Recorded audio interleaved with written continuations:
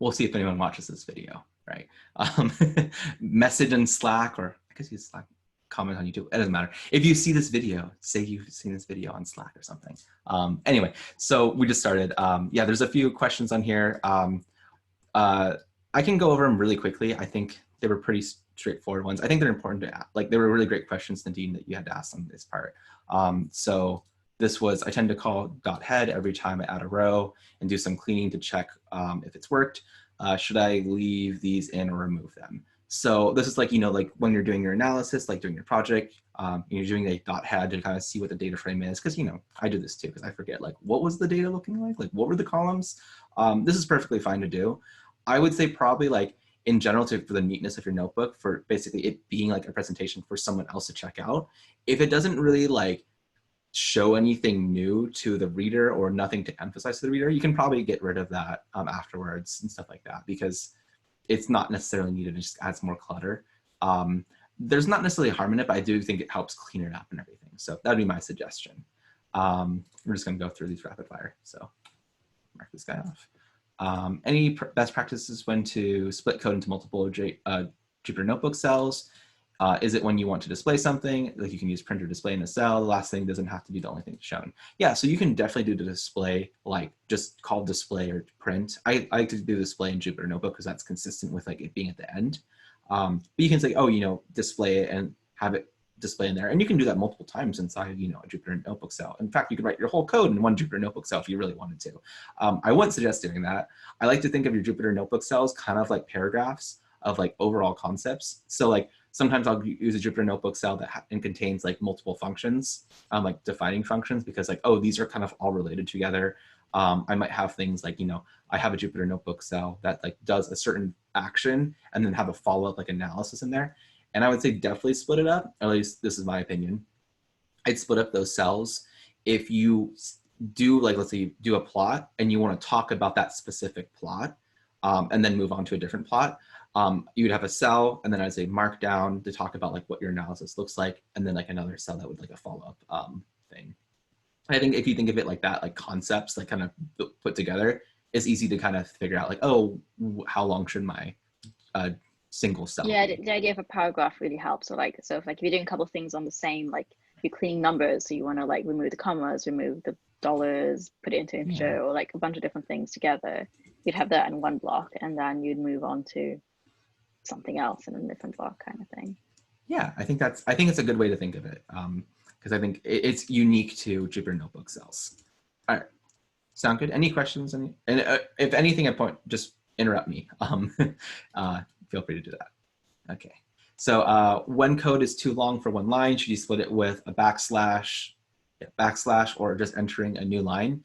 I'm not sure which one is better. So like one common practice in coding is usually it's like you only have 80 characters to maybe 100 characters, depending who you talk to. And so you actually notice if I do this real quick, oops, I'll just show you guys. I actually have an extension. You can, for NB extensions, you can actually do this. Tell you what, I'm gonna go into, oh, I have some running stuff. Some COVID. Oh yeah, there's some COVID data. This is fun. But you'll see this red line right here. That's basically marking off as, you know, like my like either my 80 or 100 lines, you know, like where I want to mark this off, which is useful. So in this case, people are talking about like if you have something, I don't have a really long function, but if you had some kind of thing that goes on and on and on and on and like going off the screen, like you can, for example, do a backslash and then like new line, and Python's like, oh, it just continued on to the new line. And the other way you can do this, actually just make a new line if it's within like usually when I write functions, like if I had head like this and I had a bunch of inputs, and let's say they go off the screen or whatever, I'll like kind of indent it and say like, you know, some parameter equals like this. Like you guys get to see my super uncreative parameters that I do.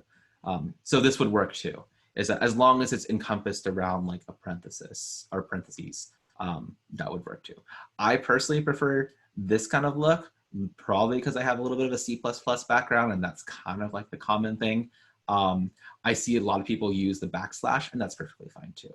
I personally don't like adding new like extra characters that don't actually do anything Yeah, necessarily I didn't for the understand code. why you'd add a backslash if it works without it, like Yeah, well, just as for well. example, sometimes it won't work because Python's space delimited focus.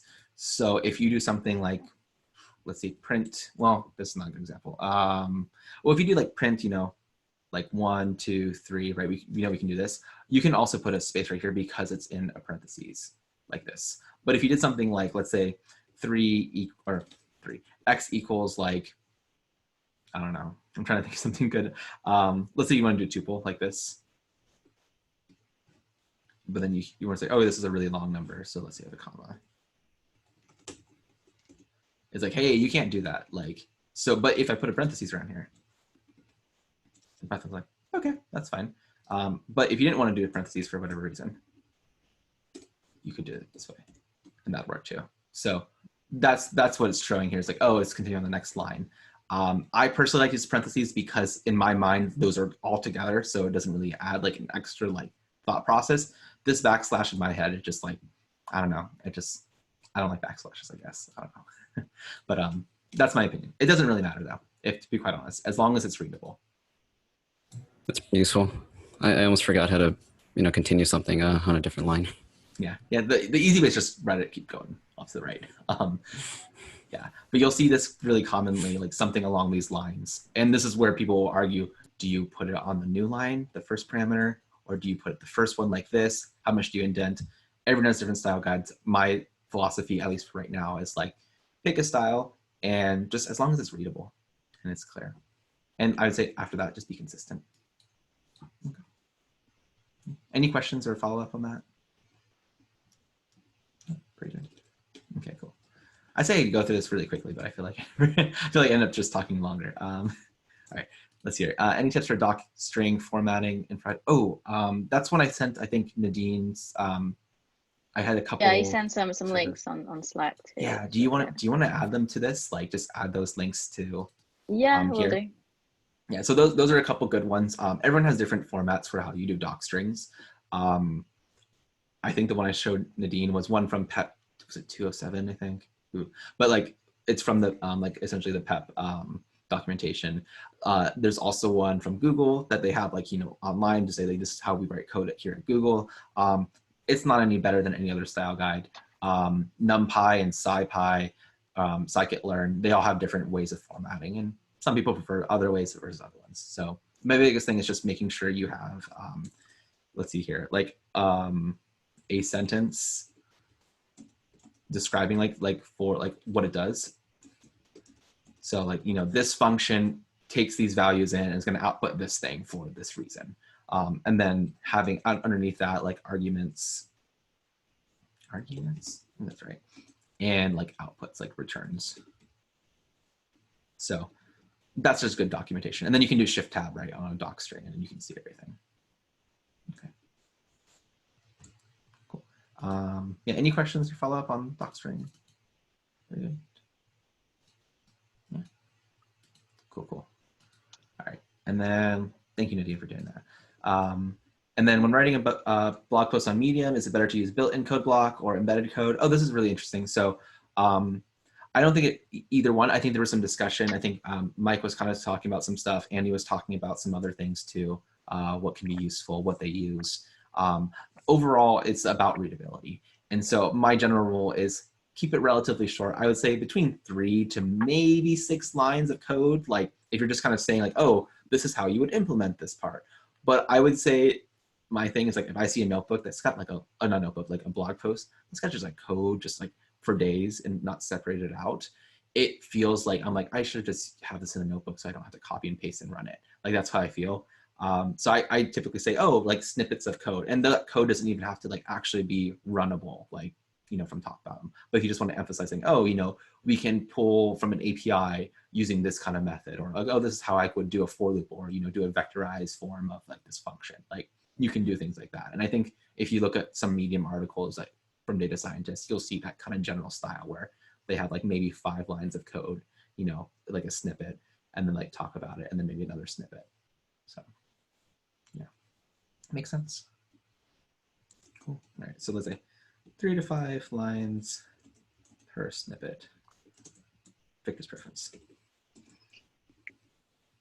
Preference. I spelled it right. Okay, cool. All right. Should we include a requirement for a version of Jupyter Notebook in our README file? Running server version, blah, blah, blah. How would I know what backup compatibility? So what's kind of nice is that Jupyter Notebook kind of doesn't really care about it's kind of confusing because there's Jupyter Notebook and there are notebooks that are Jupyter Notebooks. And so it's kind of like a Word doc versus Microsoft Word. Microsoft Word is like Jupyter Notebook, like this program right here. These files right here are kind of like Word docs, right? And so these docs, these .ipnbs can actually be used by other people. If you actually, I want to do this right now. It's going to open up a terminal. Why not? I'll show you guys since we're here and it's learning. COVID. I know that's in there. So, oops. So you can see there is untitled right here. So this is the IPNB. If I open it up, it looks like this, right? This is actually, fun fact, it's just JSON. So you can see here, this is actually what this looks like. So you don't really have to worry too much about the versions of Jupyter Notebook running because you can actually run the Jupyter Notebooks in Jupyter Notebook. There is an extension, another one called Jupyter Lab. You guys know about Jupyter Lab? Okay, so this is fun. If you have installed, you can just do Lab like this and it opens up over here and you can kind of see the things that are running and everything like that. You can also open this, I think VS Code, I don't know if anyone's ever used this, but VS Code actually supports Jupyter Notebooks as well. So you can actually run Jupyter Notebooks in VS Code if you're more familiar with that. Something I kind of did, I've been kind of playing around recently, but basically you don't have to worry about the actual file itself for the version.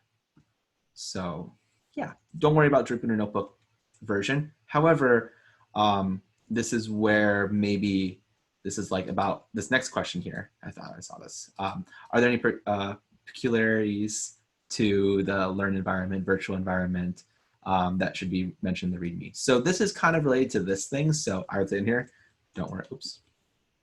Don't worry about this, but point down, okay, is that you might actually want to talk about what versions of Pandas you're using, what version of Python you're using. For example, I love using f-strings. F-strings will only work for Python 3.6 and above, if I remember that's right.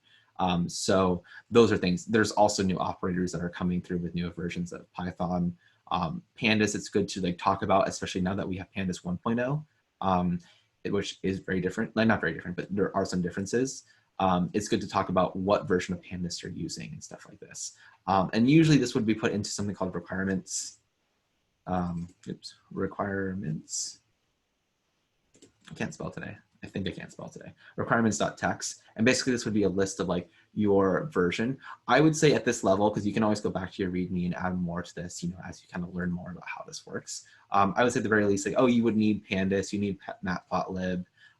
If you want to look it up, you can look it up on Conda. There are some commands you can put in the Conda, like through the terminal to say, give me the exact specifications of this environment and I'll put this into a file. I haven't shown that, and honestly, I have to look it up every single time because I can never remember it.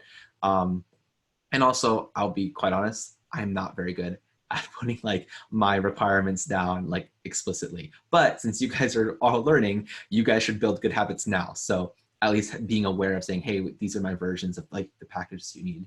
And this is basically so when someone does an import, right, for the things, they use the right version. So if you're using, for example, Pandas 1.0 has a version now, instead of using object as one of the types, you can actually use a string type, which is super useful. Well, they have to use Pandas 1.0 if you rely on that in your code. So it's good practice to say, hey, this is the version I'm using in your README. Okay. Does that make sense to people?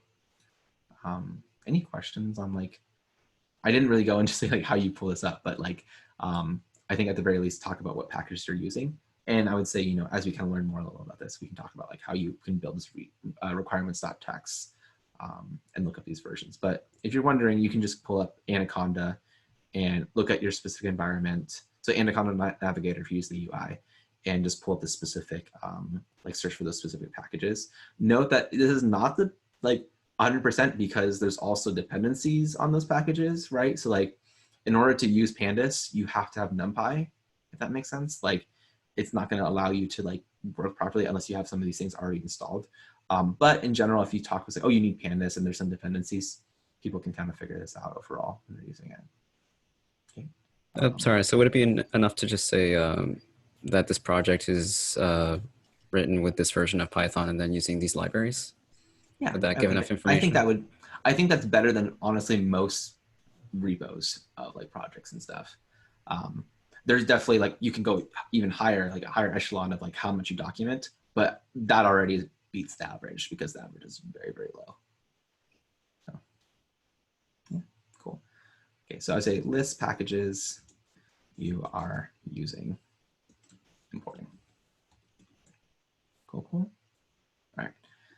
All right. Next one, last one looks like, how should we know that if someone is using our notebook on their computer, they will need to change the file path to the file with the API key. So, okay. So basically you're using the API key and you're like, hey, I'm not giving you my API key. You got to get it yourself, right? So you can simply just make this as like a sub part. So like in Markdown, so I'm just going to use Jupyter Notebook. So I'll just make this. If you use something like, like, okay, title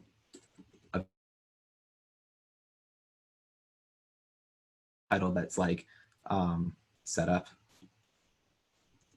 And then after that, I might have something like, analysis summary, something like that.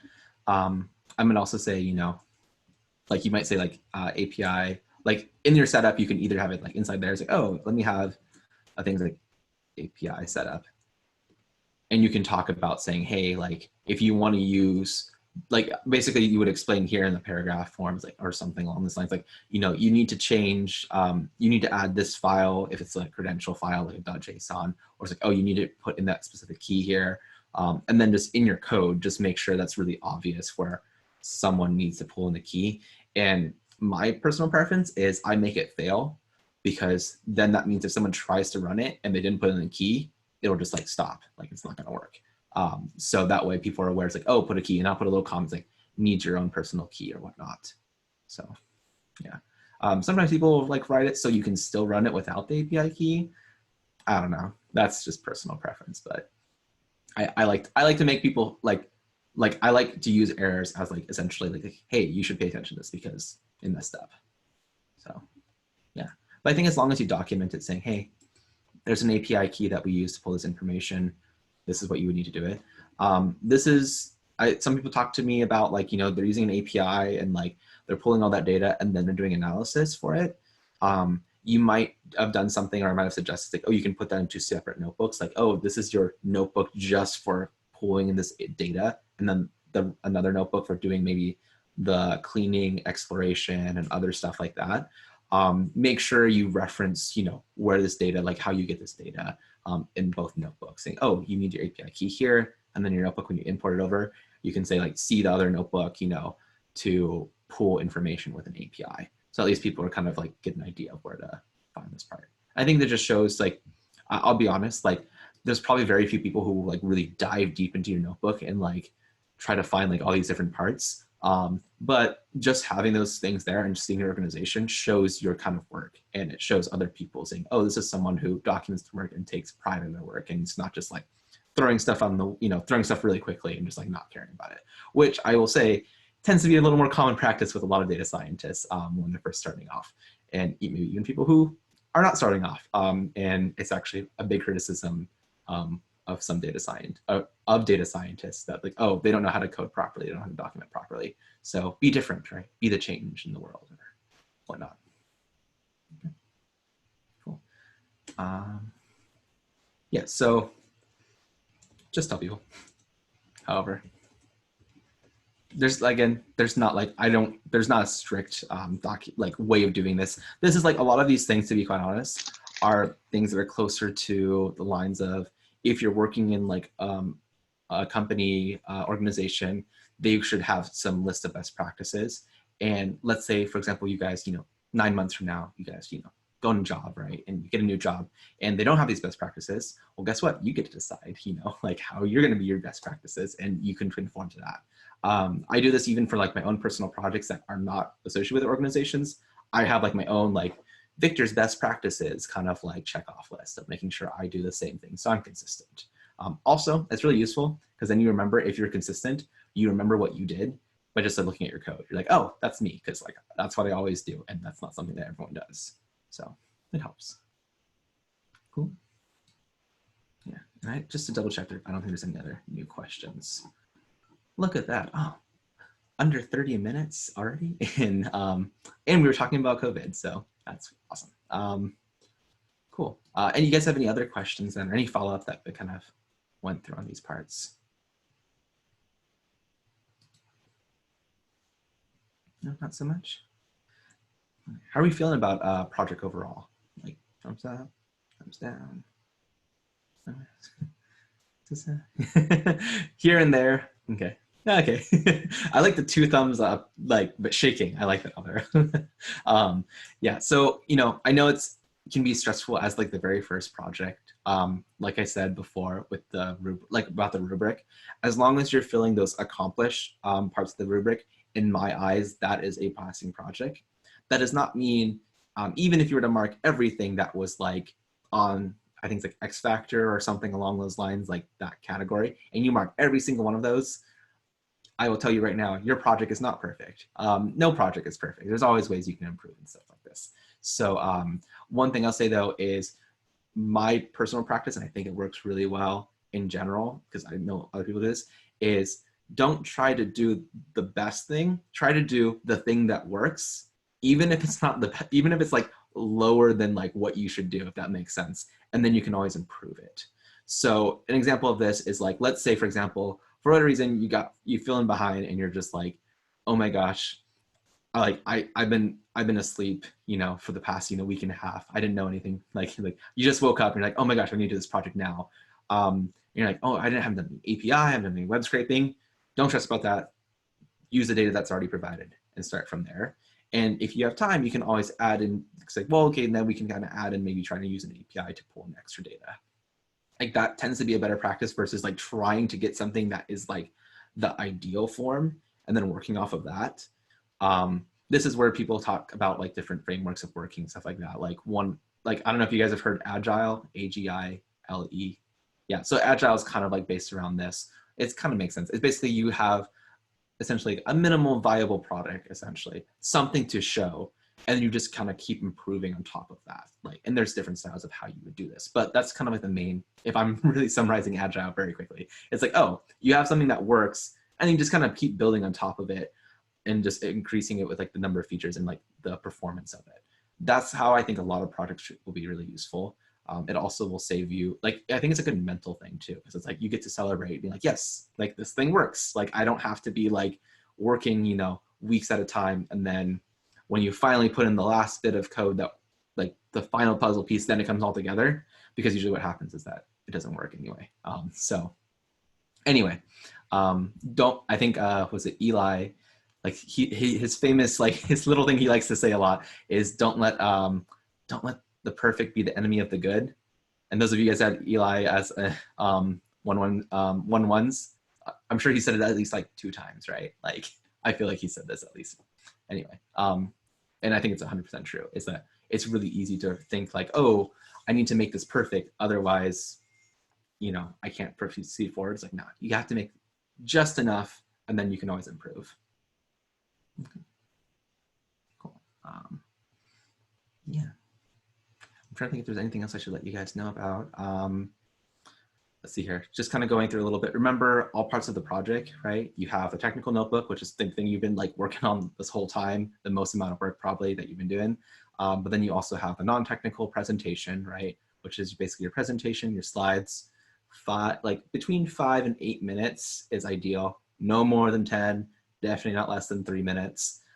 It should be pretty good on that part. Remember, you're talking to a non-technical stakeholder, right? And non-technical meaning that they are not familiar with data science. A good assumption is like, assume that they're like high school level math, not to put down anyone who you're talking to, just being like, oh, that you can make sure that you're not overstepping. If you have graphs, you know, visualizations, make sure those visualizations are digestible and accessible to someone who would be like at that level. who would not be like seeing data and charts all the time. So one thing I would say, like, sometimes even box plots can be, I would say, might actually be on the too technical side, because you're talking about something that maybe someone doesn't know how to read a box plot.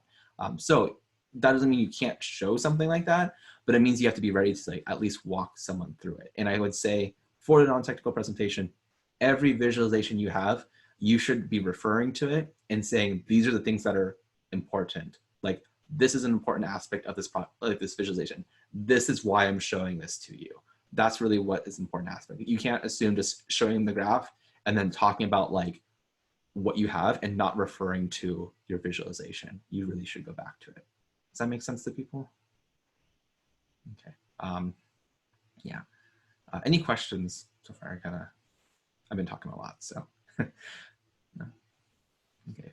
So anyway, so you have your technical present notebook, which is going to be much more of a conversation, right? As someone who's already data minded. So just knowing the assessment, it might kind of jump around a little bit. It's not going to be like a clear, like clean flow, like practice and stuff like that.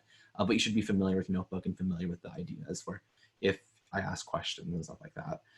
Non-technical presentation, 5 to 8 minutes. And then usually at like the last, like couple minutes, I'll ask a single question or maybe 2 questions about something in a non-technical role. So I'll pretend I'm like, don't know what you're talking about essentially. I might ask you a question that someone might ask. And then those are the actual assessment parts, like we'll meet, right, for our assessment. There's also the blog post. So remember the blog posts, it doesn't have to be super long. I think the curriculum, does it have like less than, it has some word number count. Does anyone know off the top of their head? Maybe not. Maybe there's an old version. I think 3,000. 2,000 words, is that Yes, right? yes. Okay, that seems about good. Yeah, I'm not very strict on this because I'm not someone to say, oh, well, that's a bad blog post. This is a good blog post, because I don't know. I'm not someone who can judge on that, and I don't know if anyone can. But I would say is that one emphasis that I like to recommend is, instead of trying to talk about your whole project, I know the curriculum doesn't necessarily say this, but I'd say try to focus on one aspect of your technical aspect of your project. Usually that's pretty good. Because then you can kind of focus on that and you can show your skills about that technical aspect or something interesting about that. You can, of course, talk about your whole project, like the analysis and stuff, but it's up to you. Let's see here. And then the video recording. Video recording, I almost forget every single time. Don't worry about the video recording too much, like stress out about it or like, oh, it needs to be perfect. Basically, it's like you should practice your non-technical presentation a few times, feel pretty confident, videotape it once. It's okay if you make a little bit of mistake here and there. Don't worry about it. And then that way you can kind of have like, say, oh, good. Like that took me about 6 minutes. Perfect. Like I feel pretty ready now for the live presentation. Okay. Sound pretty good. Yeah. Any questions at all?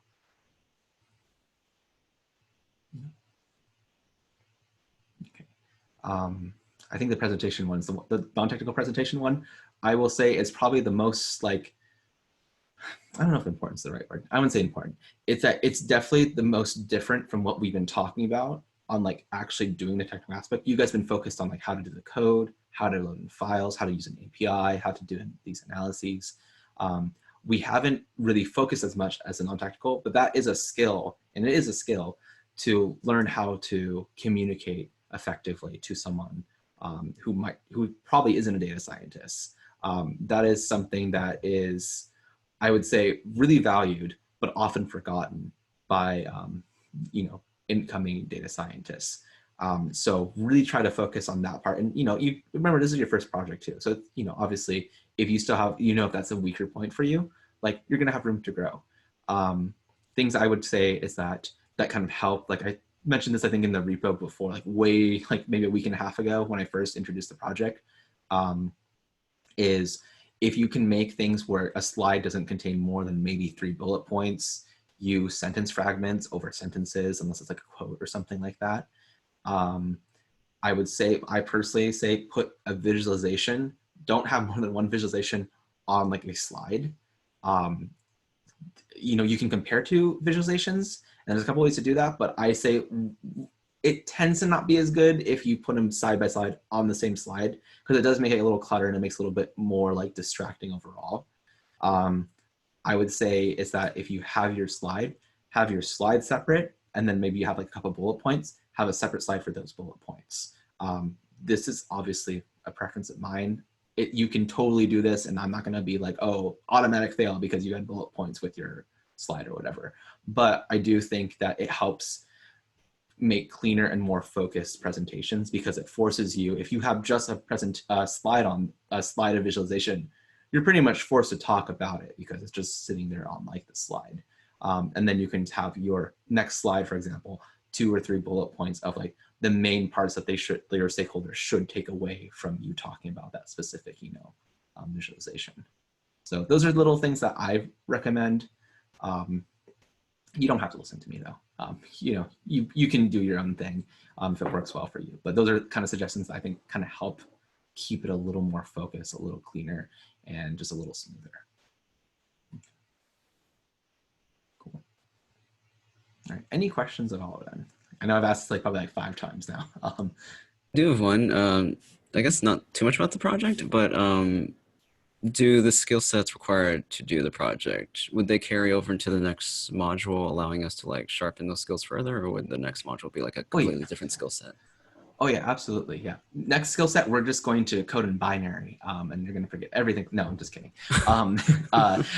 Really, like this is, I like to say this project is the data acquisition side. Like this is not a technical formal term that everyone knows what I'm talking about. But I'd say like that's the first part of the data science projects, is that it's like you're acquiring data, you're cleaning data, and you're exploring data, and you're starting the analysis. So doing that analysis part, it's kind of like you're going to be doing more analysis. We're actually going to step it up in next module, do even more analysis, and then we're going to tie in a little bit of prediction. You're still going to be cleaning data and exploring data. So those are still things you're going to be using with Pandas, Matplotlib, all that good stuff, all in Python. And so basically you can think of like the next projects that we're doing, they're all going to have new elements to them that you haven't done before, but they're probably going to re-emphasize the things that you tried doing the last project, if that makes sense. So I would say like, sometimes people like after the first project, they're like, oh my gosh, like, I don't feel like I know Pandas. Like usually the little imposter syndrome comes in. It's like, I had to look up everything. I still don't know if I know everything about Pandas. Like, I feel like I still have to look up this stuff, and that's perfectly fine, because each project you're going to get more and more practice. And I will tell you is that by the end of like, the whole program, you will feel a lot more confident because you've been doing this for every project of like doing analysis and stuff like this and loading in data where, yeah, you're still going to look up stuff. Like that's not going to change 100%. Like, but you're going to feel more comfortable. And at the very least, you're going to feel comfortable in the sense of like, oh, like I know you can do this thing with Pandas, or I know I can do this plot. How do I do this plot? And you can go look it up, and you can probably find it pretty quickly and say, oh yeah, okay. And you can either copy or paste it, or like, oh, I remember how to do this now, and you can type it out. It's all about just, learning is not punctuated, in my opinion. Learning is a gradual thing that becomes part of like your knowledge base, and that's just something that you learn. So just kind of be aware of that, and you don't have to be perfect at the end of this project, or any project really. You're just gonna absorb this information over time. Yeah. Thank you. Yeah, no problem. Yeah. Good question too, because I think that's something that's, especially early on, everyone's very much like, ooh, like, do I actually know this stuff? Because it's a lot to take in, and I don't expect you to quote unquote know it off of memory. Maybe some of you guys have better memories than I do, but I definitely don't. I just have to look up stuff all the time. So, yeah. Cool. Oh, I have this part right here. Yeah. Sorry, my headphones yelled at me saying it needs to be charged. I know you guys couldn't hear that, but it just yelled, charge me. And I'm like, who said this? Yeah, remove these. Okay, so I'll stop recording here because I don't think there's any other questions about projects. Are there any other questions about project? No? Okay. That way this video is not ridiculously long.